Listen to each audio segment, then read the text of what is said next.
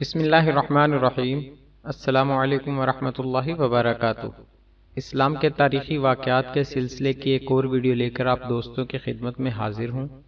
آج کی ویڈیو میں حضرت عبداللہ ذو البجادین کے اسلام لانے کا واقعہ بیان کیا جا رہا ہے۔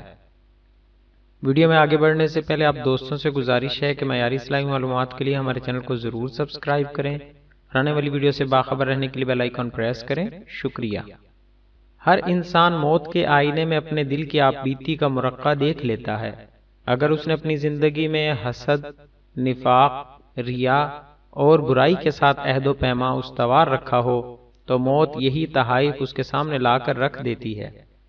اگر اس نے محبت، خلوص، خدمت، دیانت کو شمع حیات بنایا ہو تو موت انہی انوار کا گلدستہ بنا کر اس کی نظر کر دیتی ہے۔ حضرت عبداللہ ذو البجادین رضی اللہ عنہ کا انتقال موت میں زندگی کے انعقاد کی بہترین مثال ہے۔ قبول اسلام سے پہلے حضرت عبداللہ ذو البجادین کا نام عبد العزیٰ تھا۔ ابھی شیرخواری کی منزل میں تھے کہ باپ کا انتقال ہو گیا۔ والدہ نہایت غریب تھی، اس لیے چچا نے پرورش کا بیڑا اٹھایا۔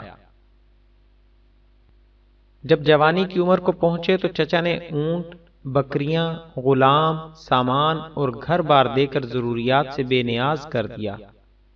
ہجرت نبی صلی اللہ علیہ وآلہ وسلم کے بعد توحید کی صدا عرب کے گوشے گوشے میں گونجنے لگی تھی اور ان کے کانوں میں برابر پہنچ رہی تھی۔ کیونکہ فطرت بے میل اور شفاف تھی، اس لیے انہوں نے دل ہی دل میں قبول اسلام کی تیاریاں شروع کر دیں۔ اسلامی آواز جو عرب کے کسی گوشے میں بلند ہوتی، ان کے ذوق و شوق کا تازیانہ بن جاتی۔ قبول اسلام کے لیے ہر روز قدم بڑھاتے، مگر چچا کے خوف سے پھر پیچھے ہٹا لیتے۔ ہر وقت اسی کا انتظار رہتا تھا کہ چچا اسلام کی طرف مائل ہو تو یہ بھی آستانہ پر سر تسلیم خم کریں۔ اس انتظار میں ہفتے گزرے، مہینے بیتے اور سال ختم ہو گئے، یہاں تک کہ مکہ فتح ہو گیا اور دین حق رحمت الہی کا بر بہار بن کر دشت پر پھول برسانے لگا۔ حضرت محمد صلی اللہ علیہ وآلہ وسلم تطہیر حرم کے بعد مدینہ منورہ واپس تشریف لائے تھے کہ حضرت عبداللہ ذو البجادین رضی اللہ عنہ کا پیمانہ صبر لبریز ہو گیا۔ آپ چچا کی خدمت میں حاضر ہوئے اور کہا، محترم چچا، میں کئی برس سے آپ کے قبول اسلام کی راہ تک رہا ہوں، مگر آپ کا حال وہی ہے جو پہلے تھا۔ اب میں اپنی عمر پر زیادہ اعتماد نہیں کر سکتا، مجھے اجازت دیجیے کہ آستانہ اسلام پر سر رکھ دوں۔ حضرت عبداللہ ذو البجادین رضی اللہ عنہ کو جس بات کا خطرہ تھا وہی پیش آ گیا۔ ادھر قبول اسلام کا لفظ ان کے منہ سے نکلا، ادھر چچا آپے سے باہر ہو گیا اور کہنے لگا، اگر تم اسلام قبول کرو گے تو میں اپنا ہر سامان تم سے واپس لے لوں گا، تمہارے جسم سے چادر اتار لوں گا، تمہاری کمر سے تہبند چھین لوں گا، تم اپنی دنیا سے تہی دست کر دیے جاؤ گے اور ایسے حال میں یہاں سے نکلو گے کہ تمہارے جسم پر کپڑے کا ایک تار بھی باقی نہیں ہوگا۔ حضرت عبداللہ رضی اللہ عنہ کی حالت کا اندازہ کیجئے۔ چچا کے الفاظ سے انہیں معلوم ہوا کہ گویا اللہ تعالیٰ نے موجودات عالم کو ایک مینڈھا بنا کر ان کے سامنے رکھ دیا اور پھر حکم دیا کہ یہ ہے تمہاری زندگی، اسے حضرت ابراہیم خلیل اللہ کی طرح ذبح کر دو۔ حضرت عبداللہ ذو البجادین رضی اللہ عنہ ایک لمحے کی تاخیر کے بغیر اس ذبح عظیم کے لیے تیار ہو گئے اور فرمایا، اے چچا محترم، میں مسلمان ضرور ہوں گا، میں اب شرک اور بت پرستی کا ساتھ نہیں دے سکتا۔ آپ کا زر و مال آپ کے لیے مبارک ہو اور میرا اسلام میرے لیے مبارک۔ تھوڑے دنوں تک موت ان چیزوں کو مجھ سے چھڑا دے گی، پھر یہ کیا برا ہے اگر میں آج خود ہی انہیں چھوڑ دوں۔ آپ اپنا سب مال اسباب سنبھالیے، میں اس کے لیے دین حق کو قربان نہیں کر سکتا۔ حضرت عبداللہ ذو البجادین رضی اللہ عنہ نے یہ کہا اور چچا کے تقاضے کے مطابق لباس اتار دیا، جوتے اتار دیے، چادر اتار دی اور اس کے بعد تہبند بھی اتار کر ان کے سپرد کر دیا۔ پھر چچا کے بھرے گھر سے اس طرح نکلے کہ اللہ احد کے نام پاک کے سوا کوئی اور چیز ساتھ نہ تھی۔ اسی حال میں اپنی ماں کے گھر میں داخل ہوئے۔ ماں نے انہیں مادرزاد برہنہ دیکھ کر آنکھیں بند کر لیں اور پریشان ہو کر پوچھا، اے میرے بیٹے، تمہارا کیا حال ہے؟ حضرت عبداللہ ذوالبجادین رضی اللہ عنہ نے کہا، اے ماں، اب میں مومن و موحد ہو گیا ہوں۔ مومن اور موحد ہو گیا ہوں کہ الفاظ ان کے حال کے کس قدر مطابق تھے۔ انہوں نے اپنی مادی دولت اپنے ہاتھوں بھسم کی تھی۔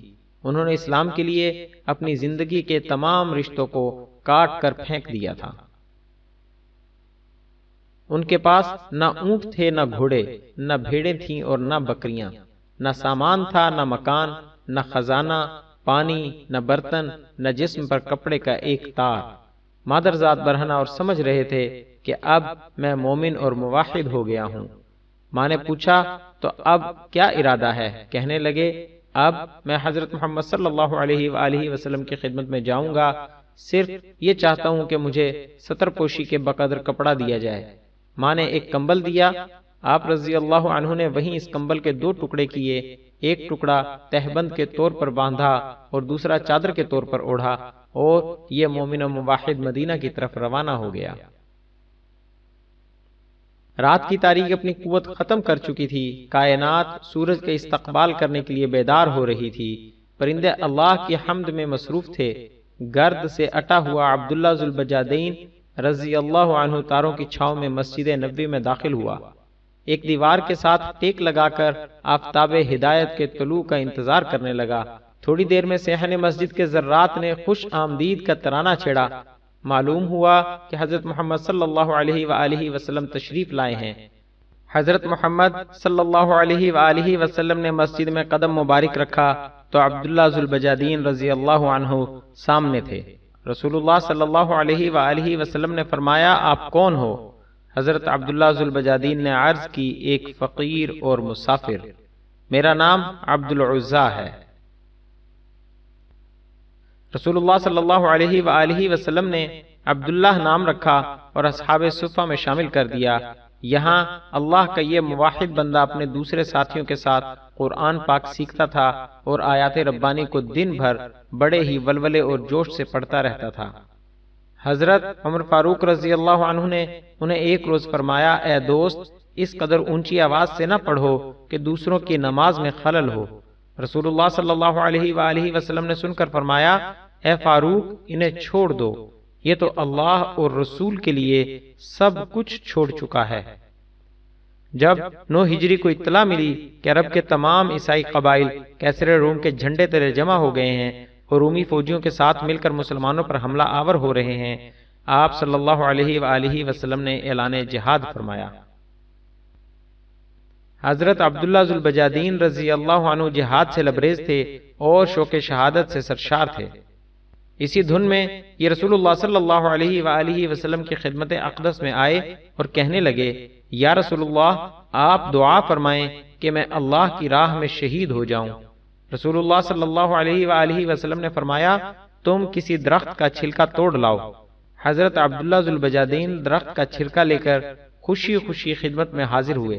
رسول اللہ صلی اللہ علیہ وآلہ وسلم نے چھلکا لیا اور اسے حضرت عبداللہ ذوالبجادین رضی اللہ عنہ کے بازو پر باندھ دیا اور زبان مبارک سے فرمایا، خداوند، میں کفار پر عبداللہ کا خون حرام کرتا ہوں۔